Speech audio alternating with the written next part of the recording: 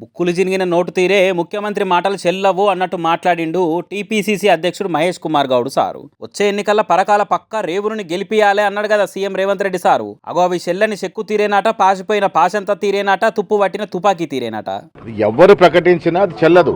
పార్టీలో ఒక విధానం ఉంది. ప్రదేశ్ ఎలక్షన్ కమిటీ ఉంటుంది, తర్వాత సెంట్రల్ ఎలక్షన్ కమిటీ ఉంటుంది, ఆ తర్వాత సిడబ్ల్యూసి ఉంటుంది. రేపు నేను సీట్ అప్లై చేసినా, ఇంకెవరు అప్లై చేసినా ఈ ప్రాసెస్ త్రూ పోవాల్సిందే. అంతిమ నిర్ణయం సెంట్రల్ ఎలక్షన్ కమిటీ, ఆ తర్వాత సిడబ్ల్యూసి తీసుకుంటది. ఎవరికి వారు ఈ సీటు తమదే అని ప్రకటించుకోవడం సరైనది కాదు. ముమ్మాటికి ముఖ్యమంత్రి చెప్పిన మాట చెల్లది అన్నట్టు కుండ బద్దలు కొట్టుడు కాదు, కొండ మీదకెళ్ళి ఎత్తేసినట్టే చెప్పిండు మహేష్ కుమార్ గౌడ్ సారు. మరి కొండ కుటుంబాన్ని శాంతపరిచేతానికి ఇట్లా మాట్లాడుతున్నాడా, లేకుంటే ఆ నడుమ మహేష్ కుమార్ గౌడ్ మీద ఓ టీవీ ఛానల్ వార్తలు రాయించి బద్నాం చేసే కుట్రలు చేసిండ్రని ఆ ముచ్చట కడుపులో పెట్టుకొని ఇట్లా చెప్తున్నాడా తెలియదు గాని ముఖ్యమంత్రి మాటకు లెక్క లేదన్నట్టు చెప్పిండు. ఇక ఇంకో పక్క కొండా సుస్మిత సీఎం రేవంత్ రెడ్డికి కళ్ళు నెత్తికెక్కిన అన్న ముచ్చట మీద కాంగ్రెస్ పార్టీ మహిళా కార్యకర్తలు అగ్గి మీద గుగ్గిలమవుతున్నారు. నీవు చేసేటువంటి వ్యాఖ్యలకి ఇవాళ మొత్తం అంతా కూడా పక్క పాట ట్రోల్ చేస్తున్నాడు మమ్మల్ని. ఎందుకు ట్రోల్ చేయాల్సిన అవసరం ఏమొస్తుంది? దేని గురించి? నవ్వేటోన్ ముంగట బొక్క బొర్ల పడేటట్టు చేస్తున్న సుస్మిత ప్రతిపక్ష పార్టీలు ట్రోలింగ్ చేస్తున్నారు. ఏదైనా ఉంటే పార్టీ లోపాలను లోపల మాట్లాడుకోవాలి గానీ ఇట్లా మైకుల మంది ముంగట మాట్లాడితే మన ఇజ్జతే కదా పోయేదన్నట్టు మస్తు ఫైర్ అవుతున్నది ఇందిరా శోభన్ మేడం. అవినీతి ఏం చేశారని నీ దగ్గర ఏం చిట్టా ఉందని నువ్వు మాట్లాడుతున్నావు?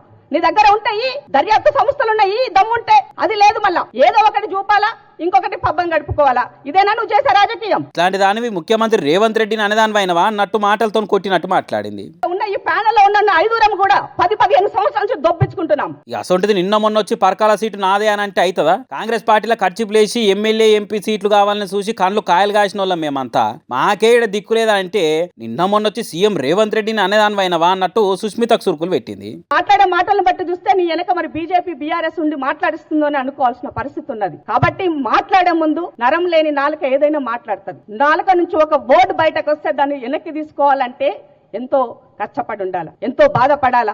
అవి మళ్ళీ తీసుకోవాలి వెనక్కి అని అంటే ఇప్పుడు నువ్వు చేసిన దానికి నీ తల్లి తలదించుకునే పరిస్థితి వచ్చింది. ఆల్రెడీ క్షమాపణ చెప్పిన సంగతి మర్చిపోయినావమ్మా.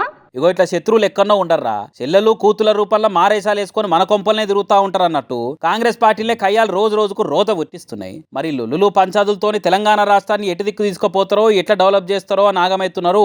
అస్తం గుర్తు పార్టీ వాళ్ళు అస్తవ్యస్తం వ్యవహారాలు చూస్తున్నోళ్ళు.